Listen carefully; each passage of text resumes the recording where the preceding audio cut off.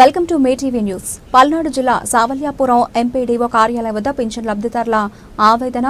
సావల్యాపురం మండల కేంద్రంలోని ఎంపీడీఓ కార్యాలయం వద్ద వృద్ధులు, వితంతువులు, వికలాంగులు, చర్మ కళాకారులు సహా పలు పింఛన్ లబ్ధిదారులు బైఠాయించి ఆవేదన వ్యక్తం చేశారు. వారి కథనం ప్రకారం తిరునాళ్ల సందర్భంలో తమ గ్రామంలో వైఎస్ఆర్ కాంగ్రెస్ పార్టీ ఆధ్వర్యంలో ప్రభ ఏర్పాటు చేశామని దాని కారణంగా చూపిస్తూ పలువురి పింఛన్లు నిలిపివేశారని ఆరోపించారు. ముఖ్యంగా పొట్లూరు, పిచికలపాలెం గ్రామాలకు చెందిన లబ్ధిదారులు దీనిపై తీవ్ర ఆవేదన వ్యక్తం చేశారు. ఎప్పుడు అడిగినా కూడా నెలకొక ఊరు చొప్పున పెన్షన్ తొలగించడం జరుగుతున్నది. ప్రతి ఊర్లో అడిగితే నాకు ఇబ్బందిగా ఉంది కాబట్టి నేనేం చేయలేదనే మాట చెబుతున్నాడు. ఇది క్రితంలో మా ఊరి కూడా అడిగాము. మేము హైకోర్టు పోయి కనోలపూడి నుంచి తీసుకొచ్చి పెన్షన్ తీసుకోవడం జరిగింది. అలానే నాకు తెలిసి బొందిలపాలెంలో కూడా నేను తిరిగి చేసాము, వాళ్ళకు కూడా ఇచ్చారు. ఇవాళ పోట్లూరు, కృష్ణపాలెము పెన్షన్లో పెవకి సందా ఇచ్చారనే ఉద్దేశంతో ఆపారు. వాళ్ళు ఇచ్చారా ఇయ్యలేదా అని కూడా ఐడెంటిఫై ఎవరు చేయలేదు. కొత్తలూరు ఇప్పుడు 3 నెలలు అయిందంట, 10-12 పెన్షన్లు ఆగిపోయినాయి. వాళ్ళకి ఎండిఓ గారిని వీళ్ళు ఏం చేయకుండా ఉంటే అవి పూర్తిగా తొలగిచ్చేశారు, 3 నెలలు అయిపోయినాయని. కాబట్టి దీనివల్ల ఇప్పటికైనా ఎండిఓ గారు స్పందించి వీళ్ళకి మళ్ళీ తిరిగి పెన్షన్లు ఇవ్వవలసిందిగా కోర్సు ముగిస్తున్నా. 18 పెన్షన్లు ఆపడం జరిగింది. 18 పెన్షన్లు ఆపి డాక్టర్ గారికి ఎంక్వైరీ పెడితే ఈ 18 మంది వచ్చి కూడా డాక్టర్ గారి దగ్గరికి వెళ్ళారు.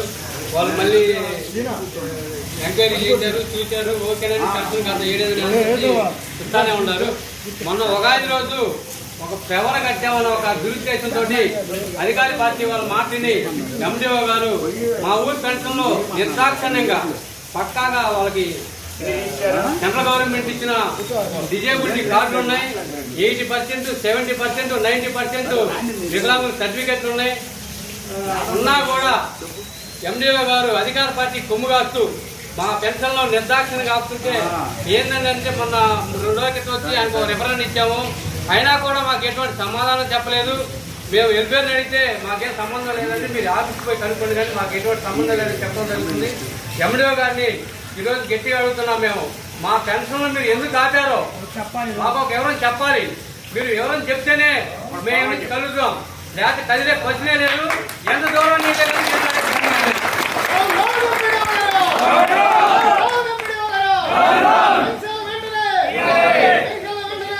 సందర్భంగా నేను 3 విషయాలు మీ అందరికి మనవి చేస్తున్నాను, అట్లాగే ప్రభుత్వానికి కూడా చెప్పదలుచుకున్నాను. ఇవి పూర్తిగా అక్రమంగా తొలగించిన పెన్షన్లు. ఇప్పటి వరకు మనం గౌరవ శాసనసభ్యులు గారి మీద ఈ నేరాన్ని ఆపోదించట్లా. ఆయన తెలిసి జరిగిందో తెలియక జరిగిందో ఇప్పటి వరకు ఇందులో శాసనసభ్యుల వారి పాత్ర ఉందని మనం అనుకోవట్లా. ఇప్పుడు మన అందరి డిమాండ్ ఏంటంటే వారిని మనం అడుగుతున్నాం, దయచేసి మీరు వీళ్ళందరూ పేదవాళ్ళు, రాజకీయాలు వాళ్ళ ఇష్టాయిష్టాలు పౌరుడికి ఉండేటువంటి హక్కులు కనుక మీరు పెద్ద మనసుతో ఎంపీడీఓ గారికి చెప్తారో, కలెక్టర్ గారికి చెప్తారో, మేము ఇక్కడ నిరసన చేస్తున్నాం. ఈ నిరసన దృష్టిలో పెట్టుకొని రేపు ఎల్లుంటిలోపు ఈ పెన్షన్లు రెస్టోర్ చేస్తే మేము శాసనసభ్యులు గారిని మేము అనం, ఆయన్ని మేము మాట్లాడము ఆయన గురించి.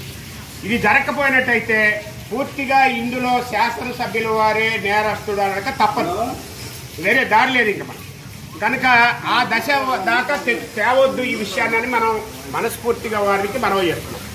రెండో విషయం, ఇది అరాచక పాలన అది అంటున్నారు. నేను కూడా మొన్నటిదాకా ఏమనుకున్నానంటే ఈ అరాచకమే ఉంటుందిలే, చిన్న చిన్న ఏదో నడుస్తుంటాయని. నిజంగానే కొంచెం అరాచకంగా కనపడుతుంది. ఇది ప్రజాస్వామ్యంలో మనం ఆమోదించాల్సిన అవసరమే లేదు. ఎందుకంటే పౌరులుగా మనందరికి కూడా సమానమైనటువంటి హక్కులు ఉన్నాయి. మొన్న ఇక్కడే సావల్యాపురంలో బ్యానర్ కడితే సబ్ ఇన్స్పెక్టర్ వచ్చి ఆ బ్యానర్ తీసేసారు. నాకు చాలా ఆశ్చర్యం వేసింది. తర్వాత ఎవరో నా దృష్టిని తీసుకొచ్చారు. మేము వెళ్ళి మళ్ళీ అక్కడ అట్టగా ఏదో పొరపాటు పడి ఉంటారులే, ఆయనకి తెలియదు పాపం, మళ్ళీ కట్టండి అని కట్టించాం. మళ్ళీ 4 గంటలకి మళ్ళీ పోలీసులు వచ్చారు. బ్యానర్ కట్టడానికి వీళ్ళు ఇక్కడ ఉండాలి, మేము తీసే సమస్య లేదు, నువ్వేం చేస్తావో ఇస్తాను. అట్లాగే నిన్న పోట్లూరు నుంచి నాకు ఎవరో ఫోన్ చేశారు, అన్న నాకు బ్యానర్లు కడుతుంటే ఏం చేయాలి, రూల్స్ ఏమి ఉన్నాయి, అందరికి ఒకటే రూల్. అది పోలీసులకి అసలు సంబంధం లేదండి.